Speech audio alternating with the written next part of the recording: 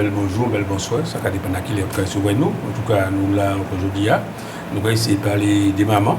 La dernière fois, nous partions faire nous peut-être ça peut continuer à laisser minutes de la femme. En tout cas, nous allons parler aujourd'hui, nous allons parler de diverses manières. Nous allons par rapport à la fête des mères et puis aussi par rapport aux futures mamans, nous allons essayer d'évoquer. Et puis j'espère que j'aurai peut-être que je pourrais dire quelques mots, puisque je ne suis pas de la catégorie des mamans.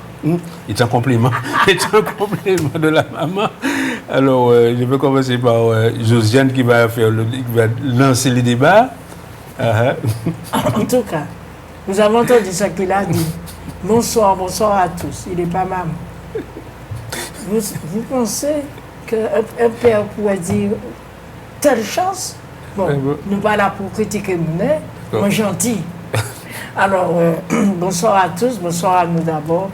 Et puis, bonsoir à... Alors, comme il n'est pas maman, bonsoir à toutes les femmes de la Martinique et puis à toutes les femmes du monde. Et puis, nous avons toujours songé les autres, parce que la fête des mères, c'est tous les matins, nous lever. Ce n'est pas un seul jour. Nous allons aller... À l'acheter un aspirateur? À l'acheter un aspirateur ou bien faire y passer? Oui, aspirateur. Faire repasser, cuisinière. Ouais. Et c'est ça qui a créé la fête des mamans. Alors, nous ne pas poser pièce. Mais en 50 minutes? En 50 minutes. Nous là pour faire belle manger, belle caille, agrémenter. Il faut que nous amusions comme nous. Enfin, revenons au sérieux. Alors, bonne fête à toutes les femmes du monde, à toutes les femmes de la Martinique et beaucoup d'amour pour nous femmes. C'est nous qui mettons en la terre, c'est nous qui l'a épié. Alors, bonne santé pour nous saper et faire dire des hommes. Et puis, nous avons appris l'école un jour, sois un homme, mon fils. Alors, ma fille, mais c'est toujours nous qui a dit ça. Voilà. Soit une fille, ma fille. Non, mais poésie, c'est soit un homme, mon fils. D'accord. Mais c'est un madame qui a fait fils là. Vous connaissez monsieur qui a fait fils là? Oui. Ça peut oui. Oui, les papas. Ah bon?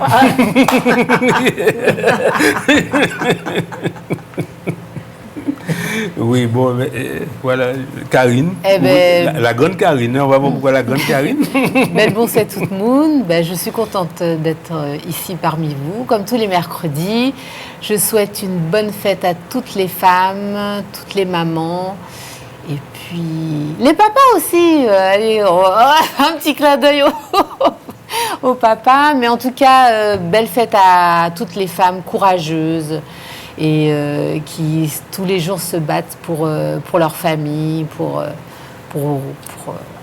leur bien-être et ceux de leurs proches.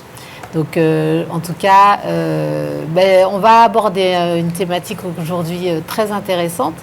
Je vais laisser Anaïs dire bonjour. Anaïs. Alors, bonjour tout le monde. Voilà pour la deuxième émission. Moi qui suis stressée. Mais bon, elle est embarquée dans un train là. Je souhaite quand même bonne fête à toutes les mamans, à tous les papas qui jouent le rôle, à toutes les mamans qui sont là ou qui sont plus là aujourd'hui, malheureusement. De toute façon, elles veillent sur tout le monde. En tout cas, bonne fête à toutes les femmes, à toutes les mamans et aux futures mamans, du coup, qui attendent un heureux événement cette année ou l'année prochaine. Et voilà, on va commencer par le sujet. Alors, si vous me permettez, je peux lire un petit mot. Oui. Généralement, j'essaie de lire un petit mot chaque année pour les mamans, nos mamans. Alors, à toutes les mamans de corps, de cœur et d'amour, l'amour, le mot préféré de Josiane, celles sans qui nos vies n'auraient jamais pris leur élan. Sans elles, ces petits bouts de chou que nous fûmes, n'auraient pu s'éveiller au monde ni s'émouvoir. C'est grâce à elles que nous avons appris à goûter les saveurs douces amères de la vie, à apprivoiser l'ardeur du monde et parfois même, avec leur force en nous, à la surpasser. Donc, c'est pour elles. Bonne fête aux mamans. Oui, bonne fête aux mamans. Voilà. Vraiment, bonne fête aux mamans. Mais voilà, donc j'ai accompli ma mission de père, de fils. Ah, de fils. Il peut faire parler de fils au lieu de parler de père, puisqu'il sait bien que s'il parle de père, il aura une responsabilité. Tout à Mais fait. s'il parle de fils, Oui, c'est oui. maman qui va le... Qui va le sauver. Hein? Qui va le sauver. C'est maman qui va l'éduquer, qui va le pointer, tu vois. Surtout le normal, vous savez ça, la relation mère-fils.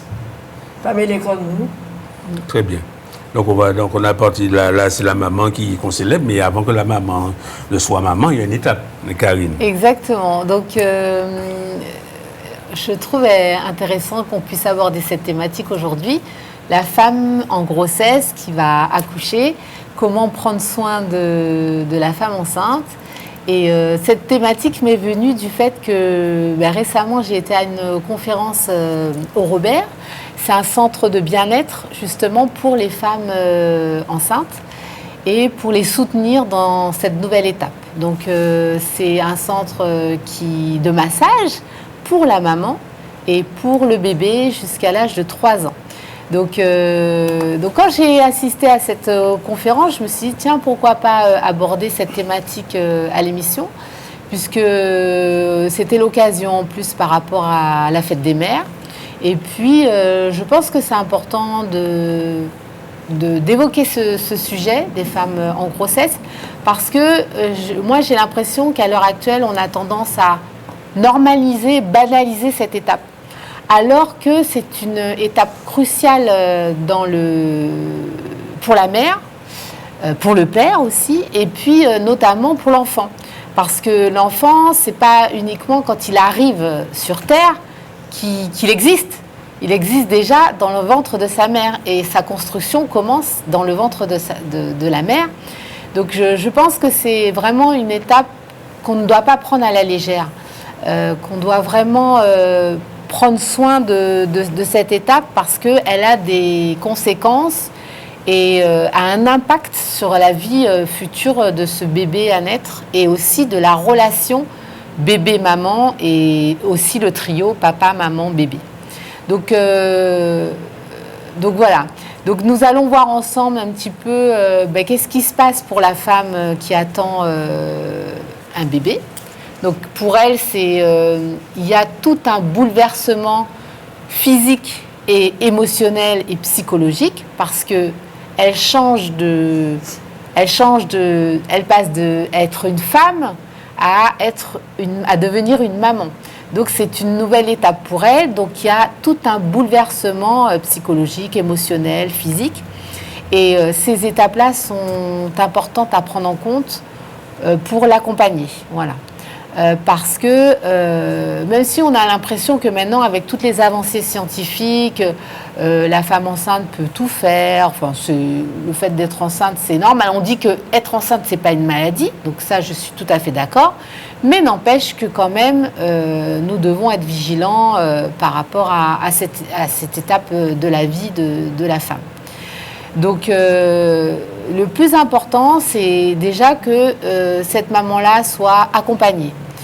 Alors, vous avez des femmes parfois qui se retrouvent toutes seules en grossesse et ça peut être difficile pour elles de vivre cette grossesse seule. Donc, c'est essentiel que cette maman soit accompagnée, non seulement, bien entendu, au niveau médical, donc qu'il y ait un suivi médical, mais aussi au niveau de l'entourage familial ou amical, au moins qu'elle puisse avoir un soutien ou une personne qui l'accompagne durant cette période parce que, comme je dis, il y a toute une fragilité qui s'installe puisque c'est une maman qui va se poser beaucoup de questions, qui va s'interroger, qui va avoir aussi tout un bouleversement hormonal, elle va avoir des sautes d'humeur, enfin des humeurs qui vont changer parce qu'il y a toutes les hormones qui se bousculent. Et elle va aussi voir son corps changer. Donc ça aussi, ça peut être un grand bouleversement parce que quand vous passez d'un corps de jeune fille ou de jeune femme à un corps beaucoup plus développé, qui change, qui va grossir, Enfin, vous avez quand même un changement au niveau corporel et ça peut... Ça peut avoir aussi des conséquences psychologiques parce que certaines vont peut-être commencer à se sous-estimer, à moins s'aimer, à voir qu'elles grossissent. Donc ça peut avoir un impact sur le moral de la personne. Après, toutes les femmes ne réagissent pas comme ça. Vous en avez, elles le vivent très bien, ça se passe bien, elles vivent bien ce changement. Mais vous en avez d'autres où c'est plus difficile à supporter. Donc c'est important que cette maman soit soutenue, accompagnée, qu'on puisse lui parler, qu'on puisse l'écouter, parce qu'elle va avoir des émotions aussi qui vont ressurgir. Parfois, vous avez aussi le passé aussi, une grossesse peut faire ressurgir un passé que vous avez vécu, qui était parfois latent et que vous n'aviez pas conscience. Et le fait de la grossesse peut réveiller parfois même des traumatismes, ça peut arriver aussi. Donc vraiment, cette période-là est quand même assez délicate au niveau émotion et au niveau hormonal. Voilà. Et j'ajoute à ce que tu dis, je le dis tout le temps, lis les noirs voient nous étions mal, puisque nous savons que nous étions mal. Il y a des conférences à droite, à gauche, tu viens de le dire. Participons aux conférences. Renseignez-nous. Qu'est-ce que la grossesse? Comment ça se passe? Comment ça se déroule? Tu as tout dit, je ne vais pas reprendre. Je n'ai pas tout dit. Tout ce changement, je le dis tout le temps ici. Préparons notre avenir. Le rôle de parent, ça commence à partir du moment où tu sais que tu attends un enfant. Tu vas devoir faire plein de concessions. C'est à partir de ce moment-là que le rôle de parent commence. La plupart. Oui, mais là, le rôle de parent, mais je te donne la parole tout de suite. Toi, tu parles du rôle de parent. Oui. Mais moi, je parle du rôle de femme ou de fille, comme tu veux.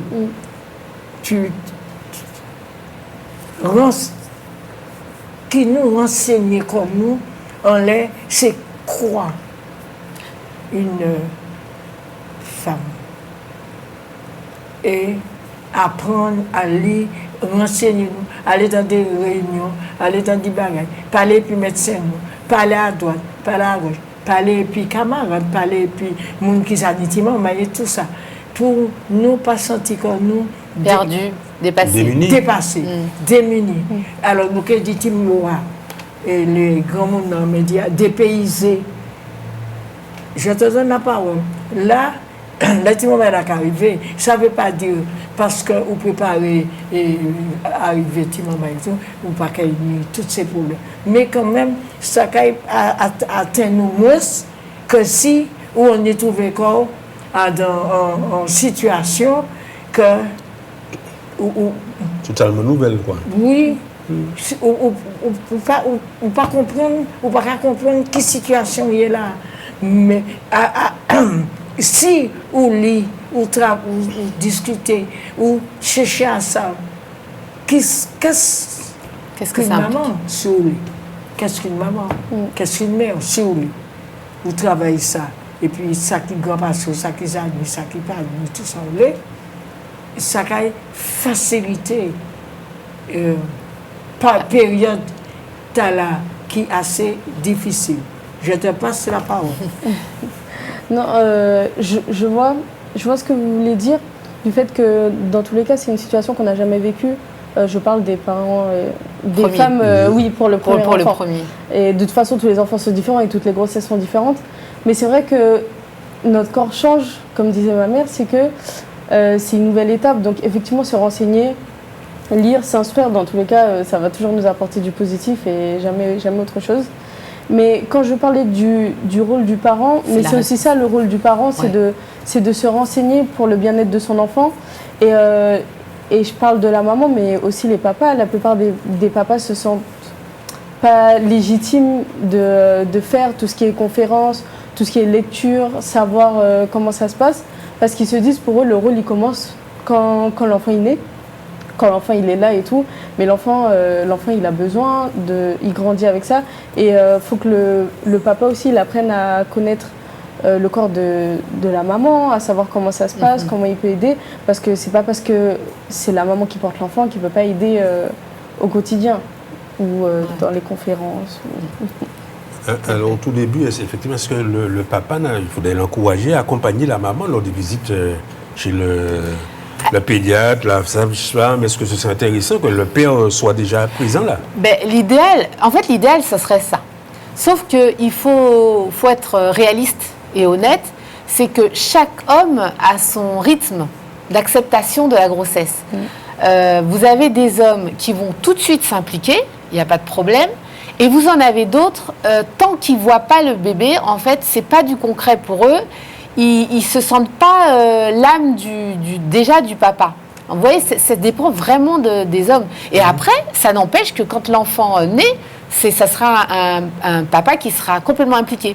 Mais, et c'est bien, et je pense que la nature est bien faite. C'est bien pour ça qu'une grossesse dure 9 mois, finalement. Aussi bien pour la mère, puisque c'est une évolution, l'enfant grandit petit à petit, elle se découvre, elle voit qu'il y a des choses, qu'il y a l'enfant qui commence à bouger, enfin tout ça. C'est tout un cheminement. Et je pense que ces 9 mois aussi, pour le papa, sont importants, parce que c'est, au niveau psychologique, c'est le temps de prendre conscience que c'est plus la même chose en fait. Là, je vais passer de statut d'homme à statut de papa, donc ça n'a rien à voir. Et comme tu disais, l'idéal serait que effectivement l'homme accompagne, le père accompagne dès le départ. Il est là. Vous avez des papas qui sont très présents, qui vont au cours d'accouchement avec la maman, qui vont à tous les examens, enfin, qui sont très présents. Mais vous en avez d'autres. Vous savez, des fois, ça arrive aussi qu'un père un futur père, tout était prévu, c'est-à-dire qu'ils ont eu l'enfant qui arrive et tout ça. Enfin, c'est prévu, c'est pas une surprise. Mais malgré tout, la réaction n'est pas celle qu'on pensait. C'est-à-dire, vous pouvez avoir un homme, par exemple, qui, effectivement, était prêt avec sa femme, ils en ont parlé, ils savaient qu'ils voulaient... Et puis, une fois que l'annonce est faite... ça le sait. Vous voyez ce que je veux dire? Il peut avoir un changement d'attitude, il peut avoir une peur, se dire, mais oh là là, mais là, ça veut dire que j'ai une grande responsabilité, un petit être va dépendre de moi. Vous voyez ce que je veux dire? Donc là, il peut avoir une réaction inattendue. Et parfois, la peur fait que cet homme-là peut se détourner de la grossesse, le temps de digérer en fait cette nouvelle, en fait de d'intégrer cette nouvelle. Chaque personne réagit à sa manière et parfois réagit de manière surprenante. Vous voyez ce que je veux dire? Par exemple, vous vous dites, mais cet homme-là, pourtant, c'est quelqu'un de respectueux, et puis finalement, regarde comment il réagit. Tu vois, on peut être très surpris de la réaction des personnes, et même pour la mère. Vous avez des mères, par exemple, elles se sont préparées, elles étaient prêtes et tout. Et au final, quand le bébé est là, c'est pas du tout. Et puis surtout, certaines, c'est pas du tout ce qu'elles imaginaient. Parce que des fois, vous imaginez une vie. Par exemple, vous avez une vie tranquille en couple avec votre mari, et puis vous arrivez après avec le bébé, vous avez imaginé déjà votre vie. Et puis vous vous rendez compte que dans la réalité, c'est pas du tout ce que vous... On s'imaginait qu'on voulait un garçon et puis c'est une fille aussi. Il y a ça aussi. Donc il y a ça, donc il y a une grosse déception. Ça joue beaucoup aussi sur la relation. D'ailleurs, il y avait un témoignage comme ça à la conférence d'une femme effectivement qui voulait absolument avoir une fille. Et ça arrive assez souvent. Et voilà, et c'est autre chose. Et ça aussi, on n'en parle pas suffisamment, ça a un impact sur la relation avec l'enfant. Avec l'enfant, oui. Ah oui, même si on dit qu'on accepte l'enfant, mais ça a un impact sur la relation. Donc, il y a tous ces paramètres qu'on ne prend pas en compte parfois lors de la grossesse. Des fois, on trouve ça sur le prénom de l'enfant. Aussi. C'est un garçon et puis un prénom de fille. Exactement. Et inversement. Et c'est pour ça que je dis au niveau de la mère, quand elle a le bébé aussi qui arrive, c'est pareil. Vous avez un idéal, même physique aussi. Même physique. Parfois, on a un idéal physique de l'enfant. Et quand on voit, on se dit, finalement, c'était pas trop ce que je pensais. Ou un idéal de comportement. Par exemple, vous aurez un bébé qui va beaucoup pleurer. il y a des femmes qui ne pensaient pas qu'un bébé, ça pleurait autant, par exemple. Ou bien l'enfant qui arrive avec qui est en situation de handicap aussi. C'est un choc aussi. C'est un choc aussi. Donc il y a tous ces paramètres qu'on ne contrôle pas finalement. Oui, c'est ça. On aura beau se préparer, et c'est important. La préparation est très importante, comme tu disais, Josiane, le fait de se renseigner, de parler, d'aller dans des conférences, de poser des questions aux médecins, au personnel médical. Enfin, toutes ces questions sont vraiment importantes, mais vous avez quand même une grande part d'imprévu. Ah oui, il y a une grande part Il y a une grande part d'imprévu, non seulement par rapport à nous-mêmes, le comportement qu'on aura, par rapport à la vie de couple aussi. La vie de couple, on n'en parle pas, mais la vie de couple est complètement chamboulée. C'est-à-dire que au départ, vous êtes deux, vous vous retrouvez avec un bébé. Donc, c'est soit vous pouvez avoir un papa qui va être complètement sur le bébé et qui va en oublier la mère. Soit vous avez un papa qui peut faire de la jalousie aussi vis-à-vis de sa femme, parce que sa femme est tout le temps s'occupe que du bébé. Vous avez ça aussi. En fait, le couple est vraiment complètement deux bébés à la maison. Chamboulé, vraiment. Et puis la femme aussi, donc c'est là que je vais revenir, parce que cette conférence, c'était ça aussi. C'était, on a tendance aussi, quand bébé arrive, tout le monde est focalisé sur bébé. Hein, on donne des cadeaux bébé, on a toute l'attention sur bébé, que bébé il est beau, on prend bébé dans les bras, enfin tout le monde est content pour bébé et c'est légitime, il n'y a pas de problème. Mais du coup, la maman, elle est un petit peu mise de côté, on pense pas trop à la maman, on la met un petit peu à l'écart. Il y a le bébé qui est là, on est content, alors qu'il est essentiel d'avoir toute l'attention aussi, je dis pas l'un plus que l'autre, mais aussi pour la maman. Parce que, et le papa. Et le papa. Parce que le bien-être, oui, et parce que le bien-être quand même de la maman influe énormément sur le bien-être du bébé. Hein? Donc si la maman n'est pas bien, si elle se sent pas soutenue, elle se sent pas écoutée, elle se sent pas, ça aura forcément un impact sur la relation avec son bébé. Est-ce que je peux rebondir sur ce que tu as dit tout à l'heure, quand tu parlais des papas qui ont du mal à prendre conscience, à s'impliquer dès la grossesse, et c'est pour ça qu'il y a 9 mois, etc. En fait, la maman, elle n'a pas le choix, parce que c'est elle qui porte l'enfant, donc forcément, elle va faire des concessions, etc.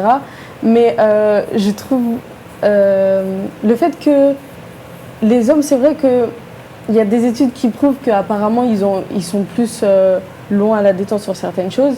Et sur la grossesse, je trouve ça un peu injuste, entre guillemets. Je vais me justifier. Parce que en fait, lui, il a peut-être 9 mois pour réaliser ce qui se passe. Mais même s'il a un beau-père après, les 9 mois sont très importants pour la maman. Elle va changer. Il y a les hormones qui vont arriver. Il y a plein de choses qui vont changer dans son quotidien. Et elle-même, elle est face à l'inconnu. Et si elle est toute seule dans cette transformation, il y a beaucoup de mamans en grossesse qui sont en déprime, malgré qu'il y ait l'entourage, etc. Elle a besoin du papa de son bébé, elle a besoin d'être entourée, elle a besoin de quelqu'un qui vit la même situation qu'elle, même s'il ne porte pas l'enfant. Elle a besoin de ce soutien. Donc même si vous avez du mal à réaliser, ou même si vous... face à cette situation, forcément, c'est un changement, le cerveau n'est pas habitué, etc. Il faut vivre avec. Vous n'avez pas le choix, vous n'avez pas 9 mois à attendre pour jouer un rôle de papa, un rôle d'époux, un rôle de quelque chose, parce que la maman a besoin de vous maintenant et pas dans 9 mois, pas quand l'enfant sera là. Voilà, c'est tout ce que j'avais à dire. Elle a été cash. Hein. Oui, mais... alors ce que je vais ajouter à ce qu'elle a dit, à ce moment, il y a des visites, il y a des entretiens, et il y a la préparation. Oui, et à ce moment, je pense, médicalement, il y a du monde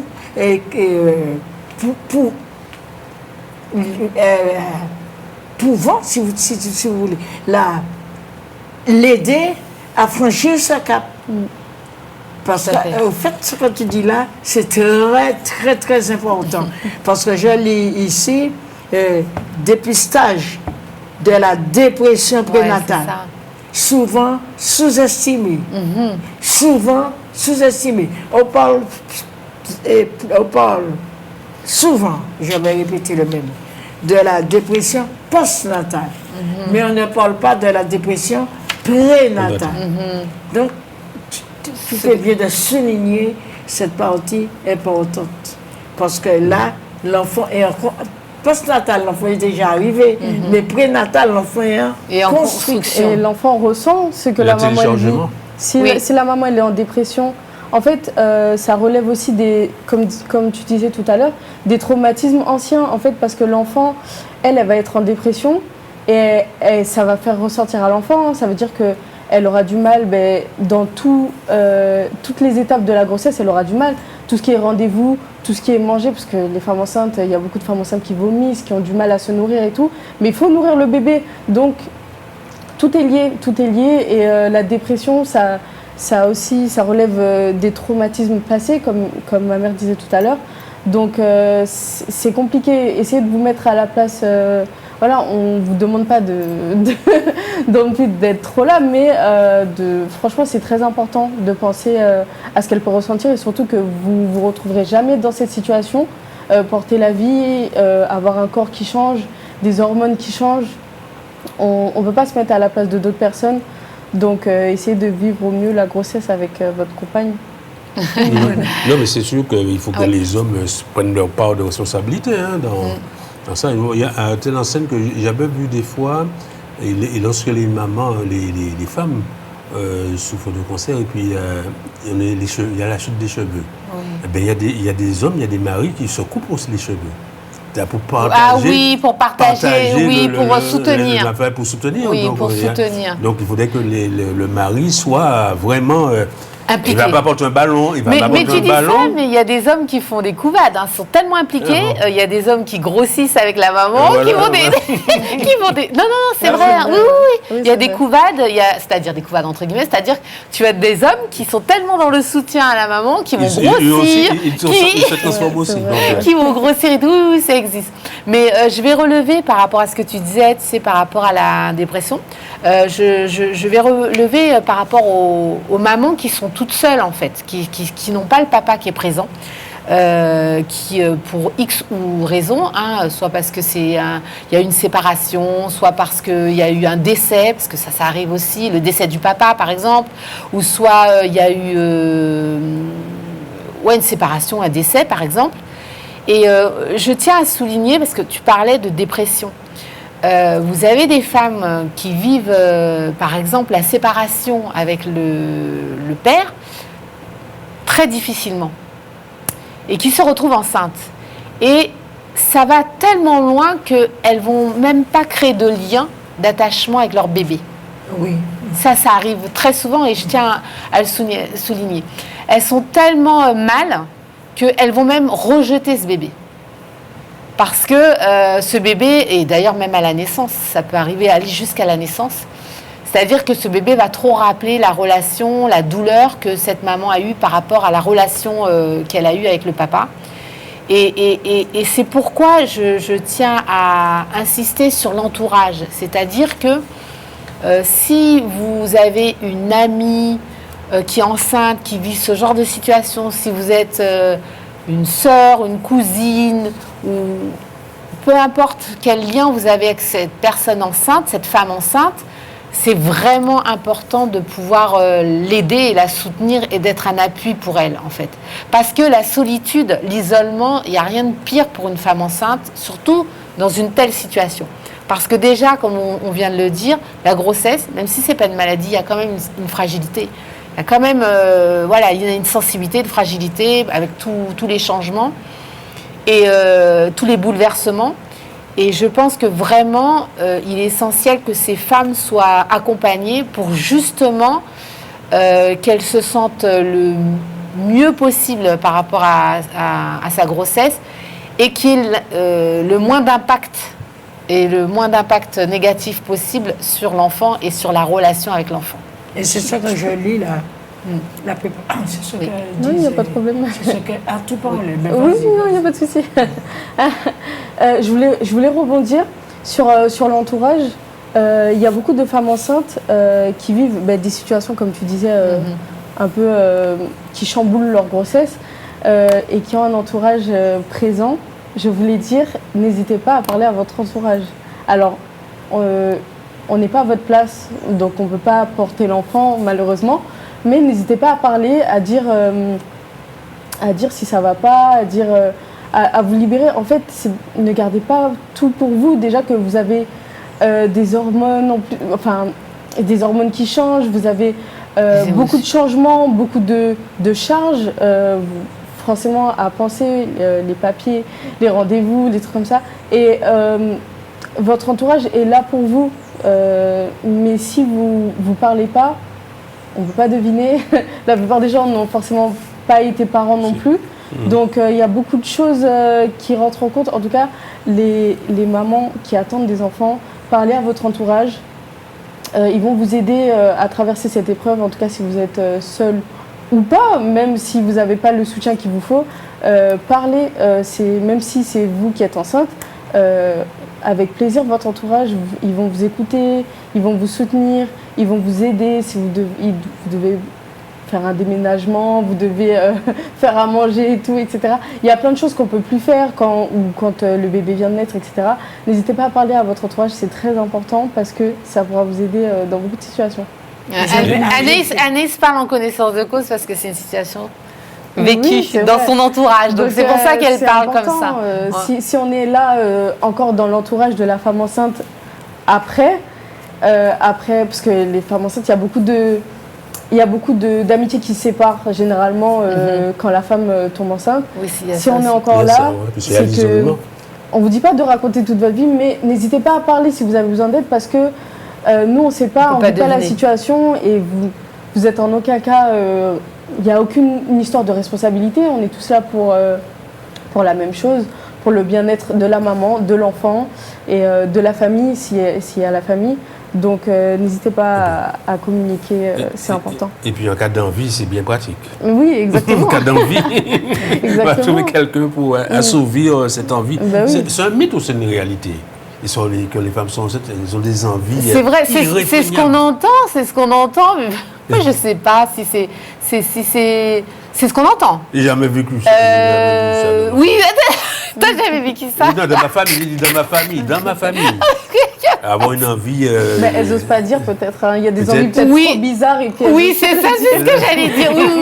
Oui, parce que oui, effectivement, comme dit Anaïs, peut-être qu'elles n'osent pas. Parce que après, je pense que aussi, comme dit Anaïs, tout dépend de l'entourage. Oui. Parce que si vous avez un entourage jugeant, jugeant et puis voilà. Non, c'est-à-dire, oui, voilà. Oui, parce que tout dépend de l'entourage. Si vous avez un entourage, mais on est toutes passées par là, c'est bon quoi. Tes caprices là. Ça faible. Ouais, exactement. Donc, moi pas mot. Oui, bien d'autres choses. Je ne vais pas. Tout à fait. Donc si vous avez un entourage, et c'est pour ça que c'est bien ce que dit Anaïs, mais c'est un peu. Quand tu as un bon entourage, c'est très très bien, ça, il n'y a pas de souci. Mais parfois, malheureusement, tu as certaines qui s'isolent parce qu'il y a le jugement, elles ont la peur. Après, on ne sait pas dans quelles conditions cette personne est tombée enceinte. Ouais, ça, c'est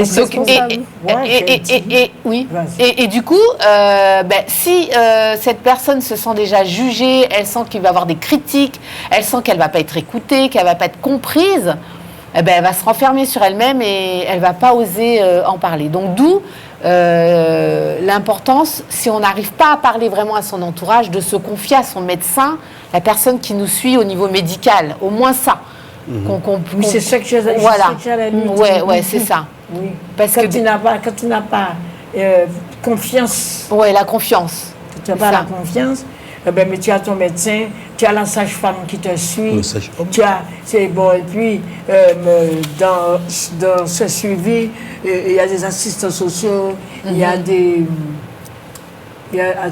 assistants sociaux, il y a des psychologues, ça existe. Alors, si ça n'existe pas, nous demandons à la maison de la mairie de l'enfant de mettre ça à la disposition des mères. Et surtout, comme tu as dit, quand il s'agit du premier enfant, quand on ne sait pas encore de... Donc, adressez-vous à un spécialiste. il y en a. Et, Il y a la PMI aussi. La PMI, c'est accessible. Hein. La PMI, c'est pour... oui, voilà. Oui, la PMI Oui. font les accompagnements Le Nipel, grossesse. toujours. Oui, ça existe, oui, toujours. Oui. oui. Ça va pas ça. Oui. Alors, c'est Oui. tout ce qu'on dit là, c'est peut-être ça aussi un impact aussi déjà sur la démographie. Hein, peut-être que ça n'incite pas non plus à avoir des enfants, parce qu'il y a une difficulté sociale déjà. Mais la question que je pose, est-ce qu'il y a des statistiques pour savoir est-ce que les familles monoparentales sont anténatales ou elles deviennent monoparentales postnatales? Ça dépend. Est-ce qu'il y a des statistiques Ah, sur ça? je Parce que, sais, ouais. est-ce que je veux bien, je veux Oui, vous essayer de me regardez, je renseigner. pense Parce que- que Mais je pour savoir sais- si c'est en amont ou si c'est en aval. Je pense qu'il y a les deux, hein. Je Il y a sais les pas deux. pour l'amont. Mon autre garçon fait comme entre amis avant. À mon Mais avis. je sais que quand tu quittes l'hôpital, après les 3 jours, 4 jours, l'hôpital te demande si et qui va te recevoir. Voilà, qui Et t'accompagne. si tu n'as personne, il y a Une aide une familiale. sage-femme, je crois, qui vient à t'accompagner, domicile. qui t'accompagne chez toi. Parce que je sais que ça s'est passé chez moi. Tu as une sage-femme et pourtant la personne était bien accompagnée, mais il y a une sage-femme qui continuait Ah, le suivi. oui, le suivi émotionnel, le suivi. Pourquoi? Je ne sais pas. Puisque la femme qui accouche parle. Hein. Oui, mais de toute façon, Elle parle. dès Et elle l'hôpital... a intérêt à parler, à dire comment elle vit, ce qu'elle vit, ce qu'elle a vécu. Bon, mais ce qu'elle va vivre après avoir quitté l'hôpital. Il ne faudrait pas, comme tu dis, il ne faut pas avoir peur de parler. Il ne faut pas avoir peur. Mais maintenant, je ne vais pas vous dire de parler à tout vent, de parler à n'importe qui, de parler n'importe où. Mais ça. vous vivez dans des familles, vous vivez avec vos parents, avec vos amis, et vous savez très bien À qui vous adressez. Oui. Alors, faites le choix. Faites exactement comme les enfants. Vous avez un enfant chez vous, quelquefois ça crée une espèce de jalousie. Vous êtes surpris du choix qu'il va faire. Oui. Il va aller parler à tonton un tel ou mamie un tel.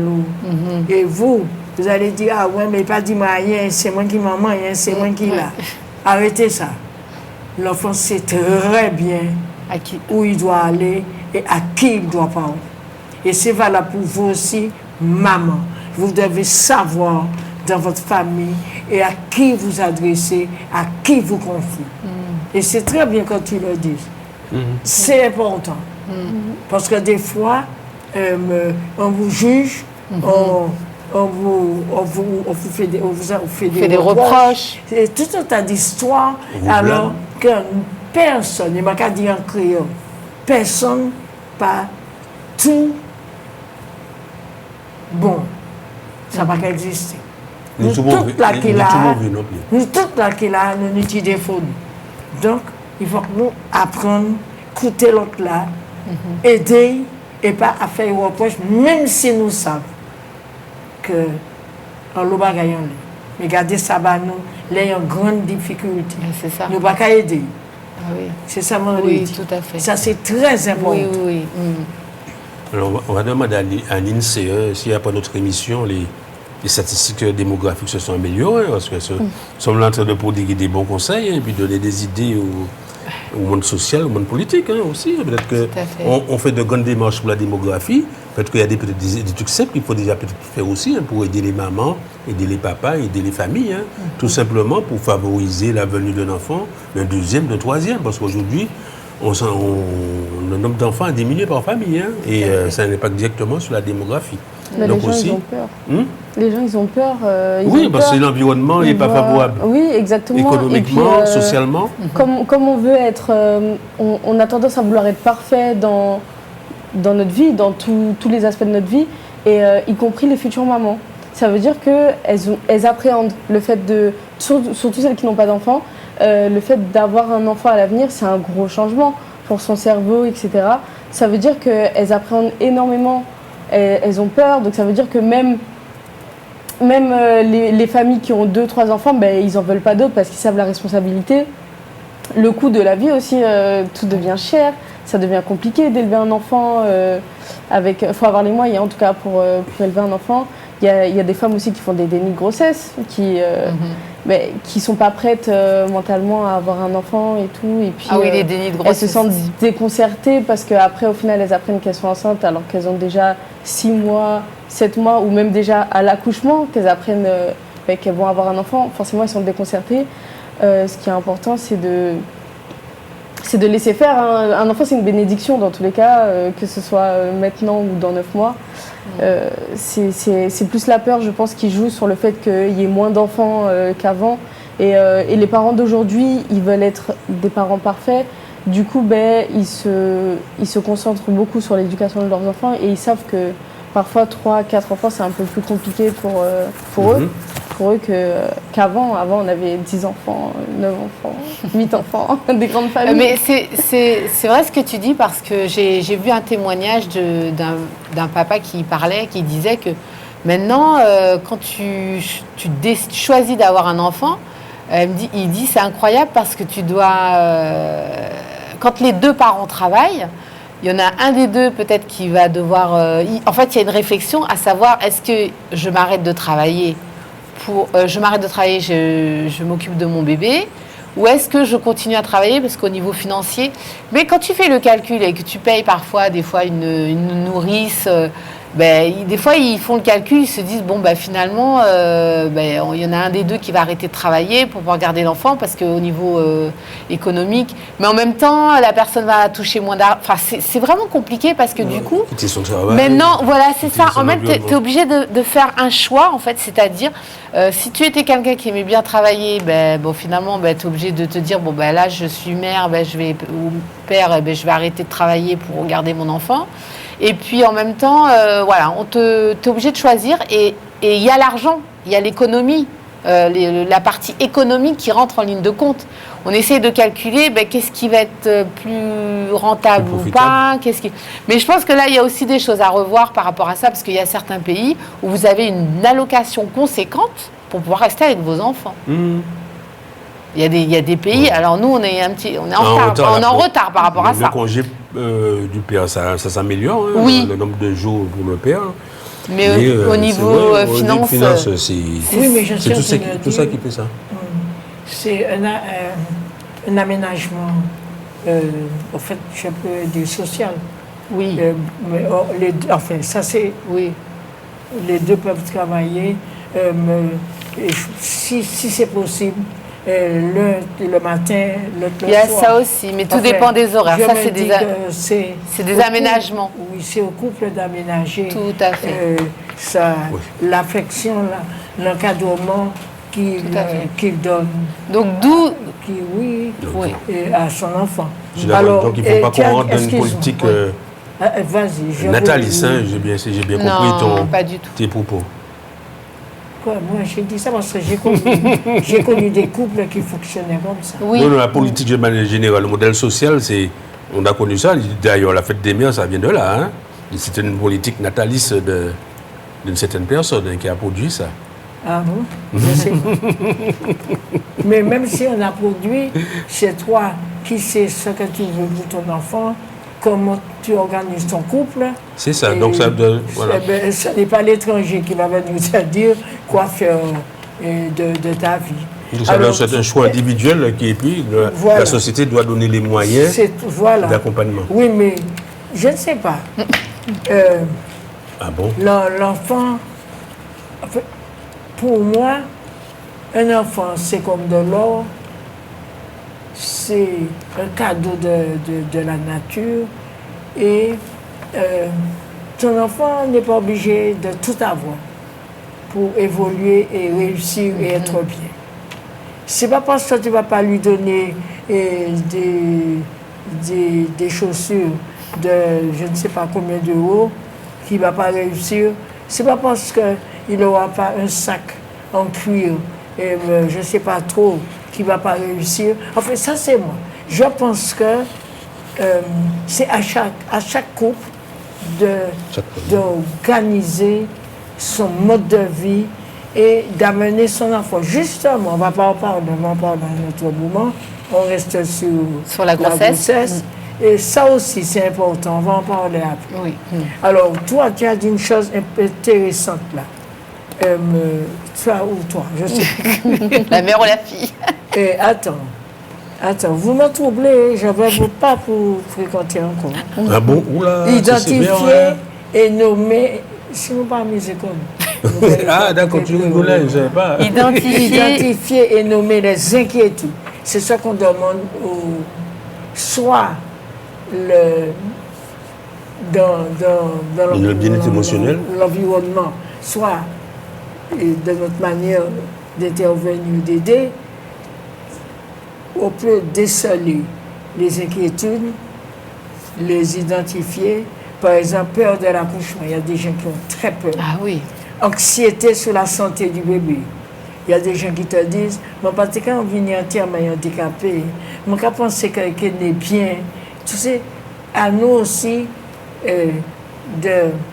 d'identifier ça pour savoir quoi mettre en place pour aider cette personne. Et en parler avec le médecin ou une sage-femme, ou bien quelqu'un de confiance. C'est nous. Que ce n'est pas la peine de garder nos inquiétudes, nos problèmes là. Et on dit toujours, la parole est importante, parce que si tu ne parles pas, tu imprimes, et si tu imprimes, mais tu es foutu. Alors il vaut mieux en parler. Voilà. Redis-nous si tu ne parles pas. Redis-nous, si tu ne parles pas, tu imprimes. Et si tu imprimes, tu es foutu. C'est ça? Oui, non, mais c'est bien, non, mais de nous le redire. Tu as dit, oui, c'est important. C'est important. Donc, Qui a dit que tu étais pas intelligent? Je n'ai jamais dit ça. Et quand on parlait des deux parents qui travaillent à la naissance des enfants, il y a aussi des mamans qui se sentent vides quand elles accouchent. J'ai vu beaucoup de témoignages qui parlaient de ça. Quand elles reprennent le travail, forcément, elle a vécu avec un être humain pendant 9 mois dans son ventre. Donc c'est un peu compliqué de reprendre le travail en même temps. Elle culpabilise de ne pas voir son enfant évoluer, etc. Donc parfois c'est un peu compliqué. C'est pour ça que tous ces facteurs-là rentrent en compte et c'est pour ça que le nombre d'enfants a diminué. Parce qu'entre le travail, prendre soin de l'enfant, le nourrir, lire sa petite histoire avant d'aller dormir, un enfant, ça demande du temps, ça demande de l'argent, ça demande énormément. Et la jeune génération, la mienne, parce que je suis encore jeune, la jeune génération réfléchit beaucoup sur tous ces aspects-là. Et c'est très important. Et c'est que avant, c'était pas pareil. Et c'est à ça qu'on pense. C'est pour ça que les familles, malheureusement, ne sont pas aussi nombreuses qu'avant. Mais il y a la famille nombreuse, il y a aussi il faut aussi que le niveau d'éducation aussi fait que la famille, la taille de la famille diminue aussi. Hein? Oui. Parce que les parents peut-être vont à l'école plus tardivement. C'est aussi tout ça, hein, c'est un tout. Et puis les choix, les modèles, je dirais, de vie aussi changent par rapport avec le niveau d'éducation, de diplôme. Et il faut prendre le temps pour chaque enfant aussi. Il faut prendre le temps. oui, mais à ce moment, ça fait pour moi. Je ne suis pas encore allée là, je n'y vais pas non plus. C'est toute une organisation de vie. Ah oui, c'est ça. Tant que tu n'es pas dans l'organisation, et tu ne sais pas ce que tu as. Puisqu'il y a des mamans qui se sentent bien. Oui, ça c'est sûr. Donc, il vaut mieux aller. Et c'est pourquoi je dis faire partie d'associations, rencontrer d'autres mamans, d'autres parents, d'autres personnes, discuter avec des spécialistes. Je crois que ça va aider aussi à mieux vivre, à mieux éduquer, à mieux prendre en main nos enfants. Je crois ça. Parce que ceux qui avaient à l'époque, c'était pas pareil, d'accord, mais qui avaient 14-15 se démenaient bien avec les 14-15. Oui, mais il y avait beaucoup, c'était difficile quand même pour la maman. C'était un travail à temps plein. Une activité à temps plein. Et des fois, à l'épuisement. Il y avait l'épuisement aussi, parce que des fois, la maman était amoureuse, ça rigolait pas. Et dans les champs de canne, ça rigolait pas dans les bananeraies, ça ne rigolait pas dans la mer. Et les gens, bon, on va me dire que il y avait la famille, il n'y avait pas toujours la famille. Hein. Ça dépend, ça dépendait. Hein. Il n'y avait pas toujours la famille. Bon, je ne vais pas aller jusque-là. Dans ce débat. Je ne vais pas aller, ça c'est encore un autre débat. Mais enfin, ce que je peux dire, c'est toute une organisation de vie. Et c'est pourquoi je dis toujours, gardez qui m'en ça qui a passé, gardez qui m'en est mon qui a vécu, gardez tout le bagaille, allez lire, allez dans la conférence, allez tout partout, pour savoir si vous êtes capable d'y entrer dans un problème là. Et qu'elles se sentiront moins seules. Quand il y a d'autres personnes qui vivent la même situation, dans des conférences, dans des lieux où elles vont pour l'enfant, etc., elles se sentiront moins seules face à cet engouement de la naissance, de la grossesse, etc. Parce que ces gens-là peuvent discuter avec d'autres qui vivent la même situation et qui s'en sortent très bien. Alors, nous n'allons pas passer notre temps à nous dire et ouais, qui me manque à faire, ouais, mais ça doit être difficile, mais c'est nous qu'à faire. Puisque, comme tu as dit, Karine, c'est un changement de vie. Que l'on le veuille ou pas, ta vie a changé. Donc, il changeait dans tous sens. Mais bien sûr, tu es plus autonome, tu as des contraintes. Maintenant, tu as des contraintes. Et c'est pourquoi. Avant, tu avais une liberté maintenant. Oui, je ne sais pas si tu as connu ça. Quand les jeunes se marient, j'étais qu'à fêter, quand j'étais qu'à crier ça. Ah, jeune fille, oui, enterrement de vie de jeune garçon, oui, et ça continue. J'étais qu'à fêter. Enterrement de vie de jeune garçon. Voilà, mais nous. Enterrement de vie de jeune fille. Oui, voilà, l'affaire de jeune fille et de jeune homme. Voilà, c'est ça. Parce que les parents étaient qu'à dire que. Allez, c'est fini là. Ça finit. Là, ça finit là. Mais ça fait les couilles tout partout. La fête là finie là. Voilà. mais c'est bien que tu dis ça parce que certaines personnes justement ne prennent pas conscience de ça dans leur façon de continuer à vivre. Vous avez des personnes, elles ont des enfants et elles continuent à faire ce qu'elles faisaient avant quand elles n'avaient pas d'enfants. Alors, il y a des choses qu'on peut continuer à faire, on ne va pas tout enlever, mais il y a certaines choses que vous ne pouvez plus faire parce que vous avez des enfants qui vous regardent, qui sont là, qui vous observent, vous vivez avec vous, vos enfants sont présents. Je vais vous donner des exemples qui paraissent un peu... Voilà, qui paraissent normales, mais je vous donne un exemple. Par exemple, vous aviez l'habitude de regarder des films, voilà, mais quand votre enfant est présent, il y a des films que vous ne pouvez plus regarder. Enfin, si votre enfant voit ce que vous... C'est plus la même chose. Donc, il y a certaines choses que vous avez l'habitude de faire, qu'il va falloir modifier, qu'il va falloir adapter, qu'il va falloir changer. Vous n'êtes plus tout seul, puisqu'il y a un impact, là, il y a un petit être à côté de vous qui vous regarde, qui vous imite, qui regarde tout ce que vous faites, qui vous observe. Parce que, comme on le répète assez souvent dans cette émission, l'éducation, ce ne sont pas seulement les paroles, c'est 90% de votre comportement et de l'attitude qu'on va avoir devant notre enfant. Donc, c'est sûr que là, il va falloir prendre ses responsabilités, grandir en maturité et se dire, effectivement, là, je suis parent, je suis maman, je suis papa. Il y a plein de choses que je faisais avant et que je ne peux plus faire. Et d'ailleurs, on va rebondir sur la grossesse. Quand on a des habitudes de boire de l'alcool ou de fumer, là je regarde bien en face de la caméra. De faire du sport aussi. Là, franchement, à un moment donné, vous devez vous remettre en question. C'est-à-dire qu'à un moment donné, vous n'êtes plus tout seul, vous n'êtes plus toute seule. Vous avez un être qui grandit dans votre ventre, donc à un moment donné, vous êtes obligé, vous n'avez pas le choix de faire des concessions. Parce que fumer pendant la grossesse ou boire pendant la grossesse, ou se droguer pendant la grossesse, a des conséquences sur le développement du bébé, du fœtus. Parce que vous avez des enfants qui vont naître, qui seront chétifs, qui seront maigres, qui seront en manque. Ouais, dépendant En manque, ils seront dépendants, ils seront en manque par rapport à la drogue que vous avez ingurgitée pendant votre grossesse ou par rapport à l'alcool que vous avez bu pendant votre grossesse, dont vous avez abusé. Donc là aussi, si vous avez eu cette habitude avant la grossesse, vous pouvez aussi vous faire accompagner parce que on peut comprendre qu'une personne qui a eu ces habitudes-là de dépendance d'alcool ou de drogue n'arrive pas à s'arrêter. Ça peut s'entendre.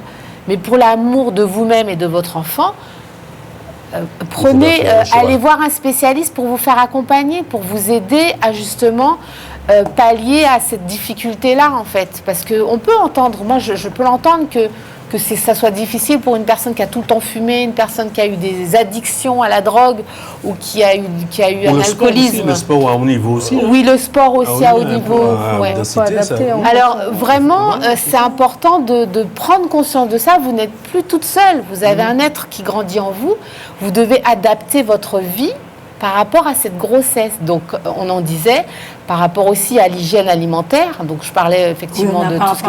On n'a pas parlé de ça, mais il y a l'hygiène alimentaire. Et comme tu disais, Claude, entre les personnes, effectivement, qui ont une activité sportive intense, à un moment donné, il faut arrêter, il faut ralentir là-dessus. Parce que c'est aussi une drogue. Il y a des gens qui sont drogués de sport. Tout à fait. Donc, là, il faut adapter.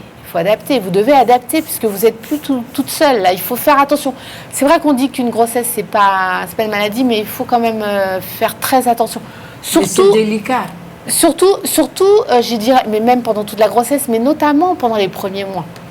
Parce que c'est là que tout... Exactement. Et puis, tout se joue parce qu'il y a toute la construction du cerveau, des membres, enfin, tout se joue là. Et c'est pour ça, vous avez des fois des parents qui ne comprennent pas pourquoi leurs enfants ont des déficiences, leurs enfants ont des retards moteurs, physiques, ont des retards... parce que parfois, il y a eu pendant la grossesse, il y a eu des manquements et des défaillances. Donc vraiment, une grossesse, c'est pas anodin. Il faut vraiment être vigilante par rapport à ça. Aussi l'environnement simplement. L'environnement déjà, même si on prend les précautions, l'environnement aussi peut être toxique. Oui, tout à fait. On parle même de la chlordécone qui a des effets sur l'enfant ou l'endroit pollué. Ça aussi, ça induit, ça a un impact. C'est un impact sur le développement du fœtus, du cerveau dont on parlait les 2 dernières fois. Ça a un impact quand même important sur la physionomie, la physiologie de l'enfant. Oui, le développement. Donc il faut qu'on se mette à l'abri. Tout à fait. Alors, attends, qu'on le mette à l'abri, qu'on mette l'enfant et la maman à l'abri. Si vous voulez, parce que... Il nous reste du temps. Cassandra n'est pas encore venue nous dire que le temps est fini. Non, parce qu'il y a pas mal de choses à dire. Oui. Sur ce que on vient de dire, sur le suivi médical, l'alimentation, le bien-être physique, le bien-être émotionnel, on en a parlé, mais ce serait bien qu'on fasse un petit résumé. On balaye un petit peu tous les chapitres. D'accord. Alors, par exemple, je commence. Et je veux parler du suivi médical. On en a parlé, mais alors, il fait attention, respecter les consultations prénatales régulières. Donc, échographie, et bon. Je crois que toutes les mamans le savent. Je pense que... Oui, normal, et bien normalement, à partir du moment qu'on a déclaré la situation, il y a tout un processus qui se met en œuvre et qu'on est obligé quasiment de suivre, de s'y tenir. Je ne sais pas si on est obligé, mais pas s'il y a des rappels quand même. Il y a des rappels, il n'y a pas d'obligation, mais il y a une incitation forte. Voilà. Alors, c'est très bien. Si les parents le font, c'est déjà bien. Bilan sanguin initial, groupe sanguin, toxoplasmose, ça c'est important, la consommation de la viande. Et rubéole, syphilis, VIH, etc. Il y a tout ça là à faire attention. Supplémentation en acide folique, la vitamine B9. Dès le début, alors le médecin va vous dire où trouver la vitamine B9. Mais oui, à partir du moment où on attend un enfant, médecin. C'est clair. Dès le début, idéalement avant la conception. C'est ce que je disais tout à l'heure. déjà, vous avez commencé à réfléchir si mon maille, docteur qui simplement mettre en place avant moi aller chercher Tiamaï là. Ah oui, mais ça c'est une... Alors, lorsqu'on a programmé, mais si on n'a pas programmé tout ça. Non, on est obligé de programmer, puisque on pense à qui vous manquez de Tiamaï. Non, mais ça se programme bien. Enfin, même si c'est imprévu. Même si Ça on va être va jamais imprévu. venir, En fonction des risques, on risques, sait à peu où près, ça. on peut... vous avez pas parlé de ça. Depuis Oui, que voilà. vous avez commencé ni l'âge pour ni Tiamaï, Oui, vous exactement. avez pas parlé de ça. C'est Ouais, ça mais mon d'accord, accord. oui, Moi, pas dit ouais, depuis- mais on peut savoir, mais on n'a Moi, peut-être pas pas envisagé dit, moi, pas dit. à un moment T. Je ne vais pas dire depuis l'âge de 10 ans ou de 9 ans, vous avez commencé à préparer à lui. Mais on y a l'âge et dit, vous avez souhaité, même organiser votre cadeau. Que c'est possible. Je suis prêt. Bon, bref. On paraît. Alors, on va aller. Cela réduit les risques de malformation du tube neural. C'est ça, moi, la dit. Pourquoi aller au médecin, on va parler puis et pourquoi dire, c'est possible que. Qu'est-ce que vous me conseillez? Qu'est-ce que je peux mettre en place? Ça n'est pas autant. Supplémentation en fer et iode si nécessaire, selon les résultats biologiques. Alors évidemment, ça c'est un problème, une responsabilité médecin. Si vous ne parlez pas, puis vous ne parlez pas, il ne peut pas inventer, mais ils peuvent savoir qu'on manque de fer ou on manque d'iode. Puisque si vraiment vous pouvez suivre le médecin tranquillement, ils savent de qui ça va souffrir. Et là, allez, vous avez dit, docteur, peut-être que. Ils ont dit, mais oui, mais vous avez un traitement fait ou un traitement en iode, il va faire ceci seul. C'est ça, moi, la dit. Pas attendre nous attendre et puis nous rappeler tout partout parce que nous mal. Bon, on n'a pas parlé de l'alimentation. Est-ce qu'on en parle? On en a parlé assez rapidement.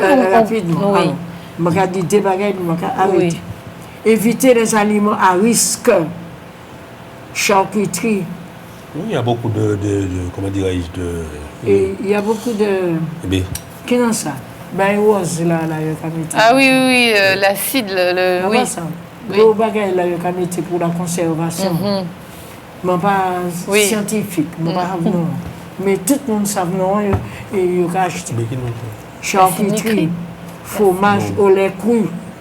Nitrate. Poisson cru. Non, l'ensemble. Viande peu cuite. Alors, par contre, la viande peu cuite est dangereuse. C'est maintenant qu'il y a une viande sanglante. Viande peu cuite. Alors, risque de listériose, de toxoplasmose et de salmonellose. Ça, même les parents qui peuvent faire grand étude, tu savent ça. Parce que nos grands-parents ont qu'à manger viande cuite, bien cuite. Ils n'ont pas qu'à manger viande crue, comme ça. Bon. Bref. Et poisson bien cuit aussi, nous pas savons. Qui ça y a dedans? Fait cuit. Alors, augmenter des apports de... Augmenter, mais quand il y a bon place là, augmenter les apports en protéines, calcium, donc produits laitiers, légumineuses, tout ça, médecin qui dit nous ça, mais nous avons dit ça quand même, faire viande bien cuite, légumes verts, bon, boire suffisamment d'eau, au lieu de nous boire alcool et puis et puis la bière. Vous pouvez dire que qui ont cette cabachon là, il y a la bière dans mes mains. Eh bien, cigarette entre la mer. Oui. Oui. Alors, non, nous pas là pour critiquer, mais nous là pour... Nous avons dit ça, nous avons ouais. Nous là pour dire, attention. Oui. Donc, boire de l'eau, c'est madame là. L'eau, c'est de l'eau. Boire de l'eau. Pas mettre alcool en bouche.